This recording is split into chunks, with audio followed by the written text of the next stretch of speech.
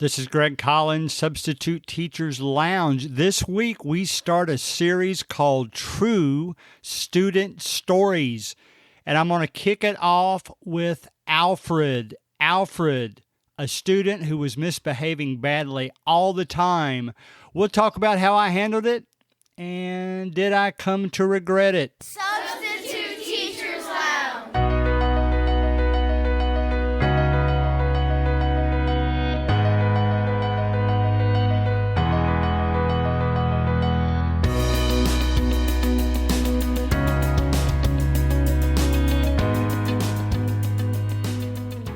You know, it's kind of funny the way I first met Alfred. I'll call him Al from this point forward. I had substituted at this particular middle school several times. I had not yet had Al in class, but I knew what I had on my schedule coming up, that I was going to have classes in this particular grade soon. So one of the teachers that I was going to be substituting for ran into me, and she said, I probably should just let you know about Alfred. Now, you've heard me tell you that I'm not real crazy about knowing that much about a student. I kind of like to come in dry and make up my own opinion. So she told me about Alfred.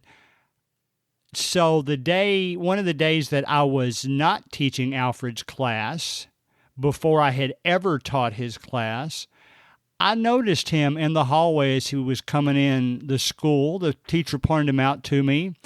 Looked like a good kid. Whatever that means. I thought, well, he seems well behaved so far. You could kind of just see in his eyes, however, that maybe there was a little trouble going on in his mind. Or wanting to get into trouble, I should say. Now, perhaps I wouldn't have even noticed that had the teacher not told me that from the beginning. But still, I wanted to size him up on my own and determine why, in fact, Al was considered such a troublemaker. And then, of course, if that ended up being the case, I was going to have to decide how I wanted to handle that. Now, this was middle school. You know how middle school is, especially sixth grade. I mean, I always describe them as they're developing their personalities, developing their popularity. They're developing interactions with other students more so than ever. They're kind of making that transition. They've just moved out of elementary school. They're moving into middle school. Kind of a quasi pre-adult, so to speak. They're starting to slide, just a year and a half, and they're going to be teenagers. So they've got all that going on in their mind. You've got some kids that have their head, so much screwed on that they don't let anything bother them. You've got kids that let everything bother them, and you've got some kids that are most of the kids probably are in between those two extremes. Some of them have been affected by things that had gone on in their lives, and Alfred was one of those. I had one of the teachers describe to me that he had had a traumatic event early in his life, traumatic family event, and he had had a traumatic family event fairly recently. So it's one of those kind of things you want to be sympathetic to that. You don't want to be so sympathetic, however, that you let him detract from the class as you're trying to conduct it. You just want to kind of be there to talk to that student if they choose to talk to you about anything. So that's what I was faced with. My first exposure, as I said to him, was when I wasn't teaching him in the class, just in the hallway. I will say after I taught him a couple of times, he would come up and give me a high five in the hallway. Now, of course, all of my friends who were going through this health concern now, that was before all of this, of course. But he gave me a high five in the hallway, but he always went out of his way to smack my hand as hard as he possibly could. It hurt. I tried not to show hurt, but it hurt a little bit. So that's the type of personality we're talking about here with Alfred. But I still wanted to size him up, and I was getting ready to have him for the first time in a class. So my first time in the class, I thought of when I met him for the first time that I could almost, now this is going to show my age, but for those of you that watch the Andy Griffith Show and you remember the episode about Ernest T. Bass going back to school. Well, he wanted to learn something, and I'd put Al in that category. I'll describe as I go along why, but I think he did want to learn. I think he did have some intelligence, and he had learned something in his previous years in school. He just wanted a lot of attention.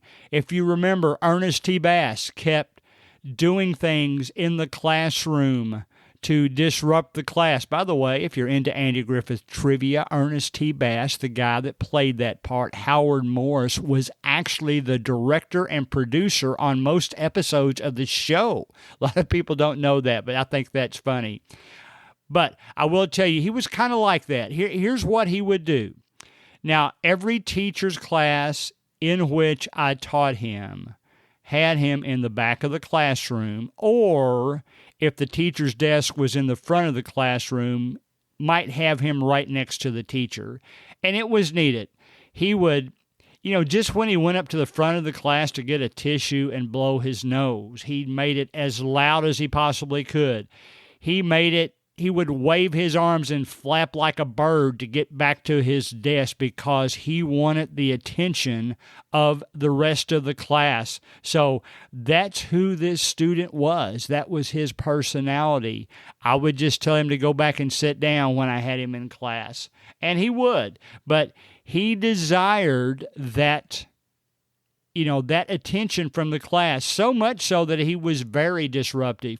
He would do it all the time. He would go to sharpen his pencil and sharpen it, take it out, sharpen it, take it out, do it over and over until everybody was looking at him. And this was the point in time. By now, I had gotten to know most of these students, and some of them would come up to me and say they always enjoyed having me in the classroom. So it kind of put me in a situation where, all right, they know I'm not a yeller, but here I'm faced with a student that's constantly giving me problems. So how am I supposed to handle this? What can I do and still preserve my credibility? I don't want to be mean to him. Sometimes, though, do you just get fed up and yell out and make sure he knows you're serious? When you do that every student in that classroom is going to see it. Every student's going to think, well, if he does that to Al, he can do that to me. You just don't know what thoughts. I wanted to make sure that the kids knew that they could talk to me about everything, that they still enjoyed having me come to the classroom, but I still couldn't let Al run away with the classroom and get by with anything he wanted to do. I would even try at times, I told you all this before, that one of the things, now when I was a kid, I hated punishments for a whole class when I didn't do anything, but I made sure the classes knew that one of my ways to punish them was to make the whole class 10 minutes of silence if they get carried away. And then if any one person makes noise during those 10 minutes, I'm going to add 5 minutes to that. And I told them right up front, the reason I do that is because most of you would want to make sure that you don't cost the class another 5 minutes. Whereas if I just punish that one person may not correct it. Whereas if he knew that his punishment, what he did, was going to affect the whole class, then maybe there's a stronger chance that would correct it. So that's what I would do a lot of times. I had to do that in the classes that Al was in several times. So we'll talk about that a little bit more here in a moment. Now, let's size up Alfred a little bit. I wanted to gauge him, and here's what happened. I I guess just about in every subject eventually that you could have a student in the 6th grade. I remember one time in math class, I had 2 students. Now Alfred was talking during the whole time, but not enough that anybody was paying attention to him. So I had students go up to the board. I was going to do a little competition. I was going to yell out a problem. In fact, I was going to flash it on the screen, and then they were going to write how they solve it on the whiteboard. So 2 students went up there, and I flashed up the problem, and they struggled. Neither one of them came up with the answer. They tried again. They couldn't come up with the answer. And then finally, Al got fed up with sitting in his seat and watching them not get the answer, that he just said, he expressed his frustration in kind of a mean way, not a vulgar way, just kind of a mean way, and walks up to the front of the class and does the problem. So that's the kind of situation I'm now faced with. I know Alfred is smart, yet there are some disciplinary issues there that I have to deal with. But he solved those problems. And let's face it, I've always said this, and I've read articles that disagree with me, and that's okay. But in my experience, and maybe it's because math is my favorite subject, I think math more so than any subject, you're born with a little bit of it. You learn a lot of it, but you're actually born with a little bit of that type of mind. I would call it, if you want to talk about left brain and right brain again, a mathematical, analytical brain is left brain. I'm very highly left brain, which also has a disadvantage too, because I'm not creative at all. That's kind of comes from the right brain people. And then probably the majority of the people are actually in the middle, so to speak, and they're a little bit more balanced in both of those regards. So I've always thought that math was one of the classes that you've got a lot of really, really smart students, you've got a lot of good students, and then you've got some students that will struggle with it. Well, that wasn't Alfred. The thing he struggled with was misbehaving in class. He knew how to do the problems. The only reason that he would get bad grades in the classroom is that he didn't apply himself and didn't try. So I've got all this rolled up into a package. I know he's smart. I know he has had traumatic events happen in his life. I know that he wants attention. I know that he's probably as disruptive as any student I have. So I've got to put all those pieces together and try to deal with it and move on from there. I will tell you, in certain situations where I would teach Al's class for several days in a row, and because of timing of events, I had to look at the attendance and grading scales and enter some grades. So as I was entering grades for the class, I noticed Al had some grades that he really needed to work on. But then occasionally he would have a test where he would do outstanding. And then the next test, he might score lower than 50%. Probably an application thing. So how do I go about motivating Alfred to do better, especially when I'm going to see him several times in the same class, perhaps? Now, let's be honest, and I know you're like this too. I can't think, I've taught now, I've substitute taught for 2 school years, almost 2 school years, and I'm always looking, as I said, for ways to motivate the kids, and I can't think of any kids that I have ever given up on. Some kids just don't want to do things. I have never given up on them. I still want them to consider me the substitute teacher that they can still feel comfortable with. I don't give them the a feeling that I can't believe you're not getting this, you're not trying hard enough. That's not right. That does nothing to motivate those children. If there was ever a student where I felt like doing that, maybe it was Al, because, man, you're so smart. Why wouldn't you try to do better and apply yourself? What do I need to do to motivate you? I know that I actually had taught Alfred a couple of times, several times, but twice it was actually on test day, and the first time he did great, and the second time he did terrible. And again, I think that was kind of a motivation thing. I would occasionally see when he would get frustrated, he would get in, not fights, but just, get in trouble for punching around with another student or doing things he shouldn't have with other students. Usually it was other students that themselves had a troublemaker type of personality. He usually wasn't in fact, he definitely wasn't a bully type. He would always he had his friends, but he'd get in trouble with his friends because they tended to get in trouble too. But I would occasionally see a frustrated look on his face. I'm one of those that I know I can't affect everybody's life, but I'm always going to try to. And I did that with Alfred. If there was ever a student that I could give up on, or that I just finally decided I'm not going to have any effect on his life, I'm not even going to try. I'm just going to give him the minimum help possible. I'm a little bit disappointed in what he's accomplished so far. Now, I'm not ever going to feel that way about a student. I am always going to give them the benefit of the doubt. And I was hoping eventually Alfred would turn around.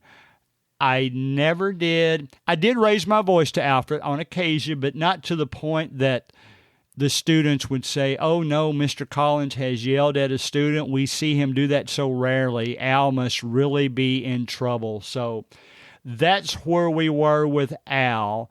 And, even though I was going to give him my attention, I was getting to the point to where, I don't think he's going to change. I've made up my mind that he's not going to change. I'll still give him the help, but I've got to get this disappointment out of my head because he's just not going to change. He's always going to be disappointing in a way. So, and of course, I didn't think I had any effect on his life, and I moved forward in that regard. I had probably, I guess maybe at this point, I had taught Alfred in a class maybe 10 times, 10 days in some capacity. So I would see him interact with other students, sometimes negatively, sometimes a little positively. And of course, I figured I had no effect on him. So I didn't say, why try? I still wanted to try, but I really didn't think that anything would ever happen. Now, I'm guessing at this point in time, you're kind of wondering, all right, where's this movie going to go? Everything I have told you is true about Al. We're going to move forward a little bit. I noticed that one day there was an assembly in the auditorium. I don't know, of course, that's going to change in our future too, but this day there was an assembly in the auditorium. There was a special presenter that the school had come in. It was some kind of, I can't remember if it was acrobatics or some kind of magic act or whatever it was. I do know there might have been, there's a couple of animals involved, but I can't remember how he had them involved. Or to be honest, even if he had them involved, but they were cute enough and hanging around with him enough that the kids got a big kick out of it. So I walk in, I just come over and sit on the side. Basically, the substitute teachers, we just kind of sit off by ourselves and watch our class rather than talk to other teachers so that we can keep an eye on anything. Wasn't a day I was even teaching Al's class. I just sit kind of by myself, but close to my class that I was teaching so that I could keep track of what they were doing and make sure they were behaving. And it was a good show, so I didn't have to do a whole lot. Well, I'd only been there about 10 minutes. And all of a sudden, I see Al. Al had been sitting with some of the other students that tend to get in trouble from time to time. He turned his head around, and he saw me sitting up there by myself. And you know what? He came up and sat down right next to me. And I'm thinking, what in the world is this? What have I done to make him do that? Well, it turns out he just wanted to sit next to me. I don't know if I had given him the feeling that he obviously was comfortable sitting next to me, and he just wanted to enjoy the show. And, right away I'm thinking, man, here I was. I never gave up on him, but I was getting a little disappointed because I knew nothing was going to happen. And then all of a sudden, apparently, I had at least made, not an impression, but made enough of a difference in his life that he felt comfortable in coming up to me and watching the show next to me. And as the show progressed, he giggled just like any other 12-year-old student that you may have had in the past. And I'm thinking, man, I'm disappointed in myself because I didn't think Al would ever come around in any way. And here, he at least enjoyed having me in class enough that he felt comfortable in coming up and sitting right next to me and watching the show with me. And I made small talk with him. I wasn't going to talk about classroom work because this was a fun hour.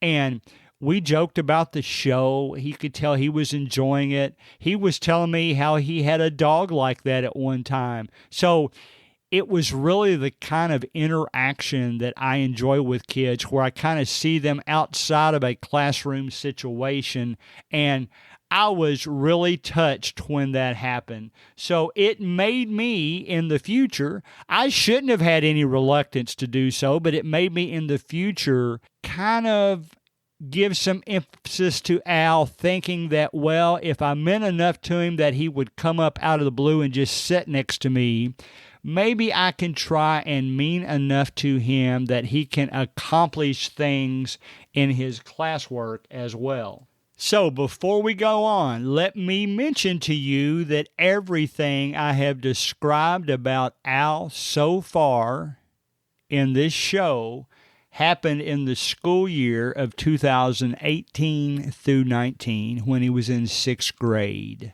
This last year, I also had him a few times.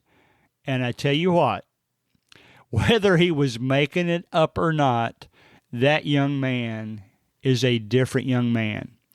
And I had at least meant enough to him and motivated him enough that he came up to me this past year in the hallway before I had even taught him at all this year. And he said, Mr. Collins, I got A's and B's so far in this calendar year. And I'm thinking, man, I knew you were intelligent. That's what I told him. I said, I knew you were intelligent and you're really not surprising me that much. I knew you had it in you.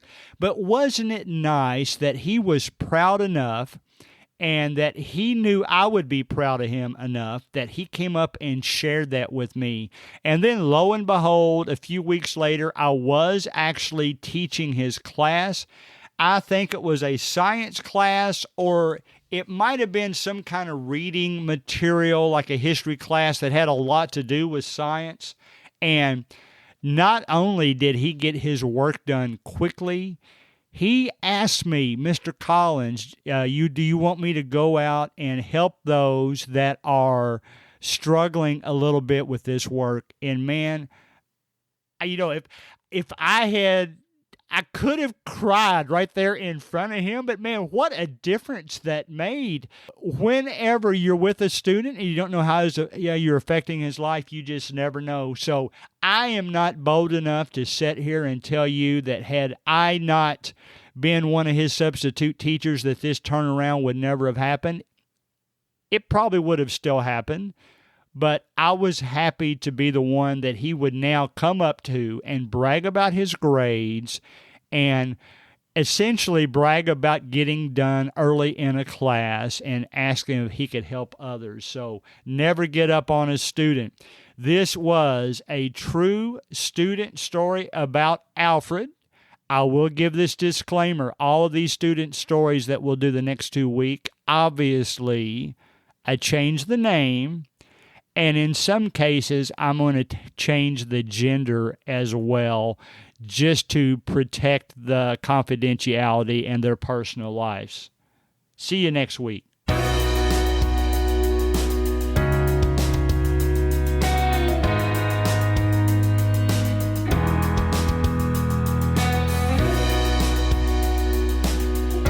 music provided by Ben Sound.